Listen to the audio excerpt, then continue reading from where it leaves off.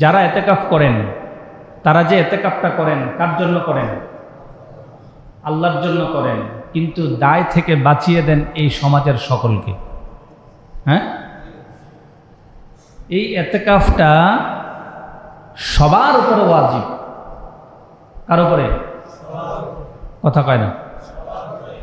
যদি কেউ না করে তাহলে এই সমাজের, এই মসজিদ মহল্লার সবাই গুনাহগার হবে।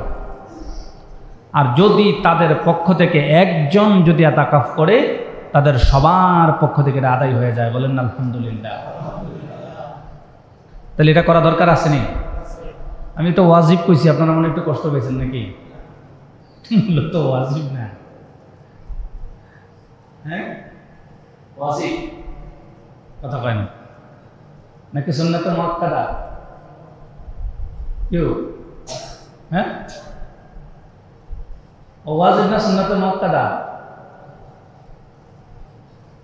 এটা পড়া রইল, পড়া। এটা আগামী জমায় আপনাদের পড়া।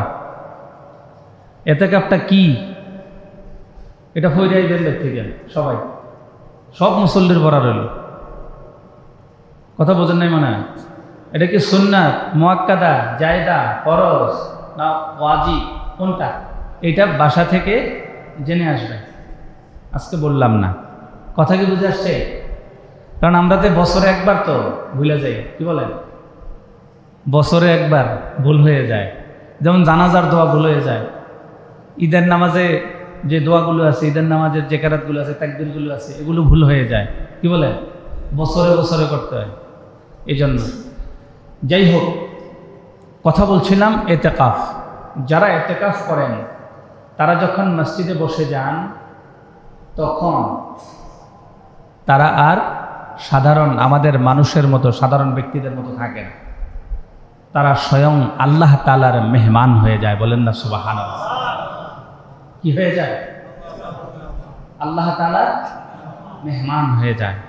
তাদের মেহমানদারি করাবার জন্য আল্লাহ তাআলা ফেরেশতা নিযুক্ত করে দেন। তারা দুনিয়াতে দেখে না। এই ফেরেশতাগুলো কিয়ামতের ময়দানে যখন এতেকাফকারী ব্যক্তি আল্লাহর সামনে উঠবে, তখন ওই ব্যক্তিগুলো আল্লাহর সামনে দাঁড়াবে।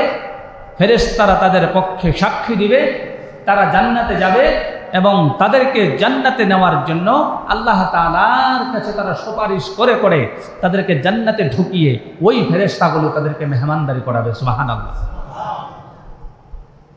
সুতরাং এতেকাফে বসা দরকার আছে না নাই? হ্যাঁ আছে। আপনারা যাদের সুযোগ আছে, এতেকাফের জন্য মুরব্বি হতে হবে এমন কোনো শর্ত আছে? যুবকরা বসতে পারবে না মনে হয়? পোলাপান বসতে পারবে না? হ্যাঁ, সবাই বসতে পারবে, সবাই বসতে পারবে। তাহলে প্রিয় ভাইয়েরা, আমরা ইতিকাফের জন্য নিয়ত করব।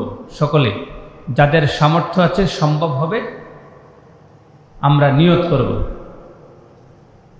ইতিকাফ অনেক বড় দামি জিনিস।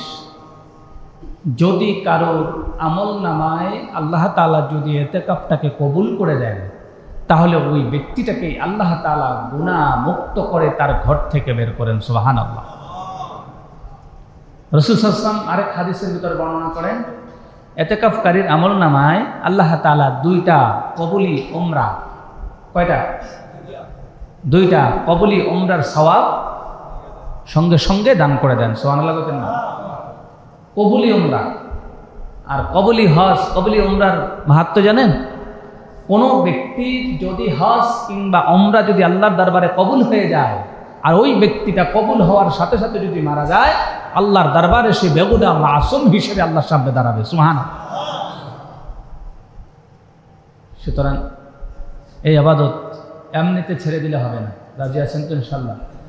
কথা কয় না। রাজি আছেন তো? সবাই থাকবেন তো ইনশাল্লাহ? সবাই এলিবেন মসজিদে? সবাই মসজিদে আইলে তো আমার বিপদ হইব। সবাই আইতেন না এটা জানি। যাদের সম্ভব হবে 2, 4, 5, 7, 10 জন আপনারা আসবেন ইনশাল্লাহ। বলেন ইনশাল্লাহ। বলেন। আল্লাহ আমাদের কবুল করে, বলেন আমিন।